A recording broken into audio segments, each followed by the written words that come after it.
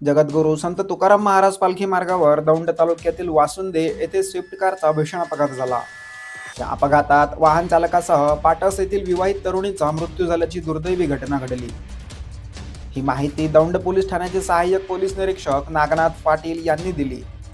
वाहन चालक अक्षय बाळासाहेब चव्हाण राहणार चिंचणी तालुका शिरूर आणि प्रीती विशाल भोसले राहणार पाटस तालुका दौंड जिल्हा पुणे असं या अपघातात मृत्यू झालेल्यांची नावे आहेत।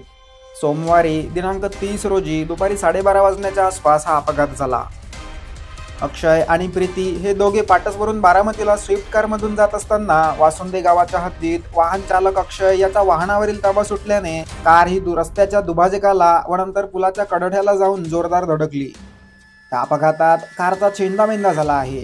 आजूबाजूच्या नागरिकांनी या अपघातात जखमी झालेला अक्षय व प्रीती यांना बारामती येथील रुग्णालयात उपचारासाठी हलविले, मात्र उपचारापूर्वीच दोघांचा मृत्यू झाल्याचे डॉक्टरांनी सांगितले। दरम्यान घटनेची माहिती मिळताच सहाय्यक पोलीस निरीक्षक नागनाथ पाटील यांनी पोलीस कर्मचाऱ्यांसह घटनास्थळी धाव घेतली, घटनास्थळाची पाहणी केली।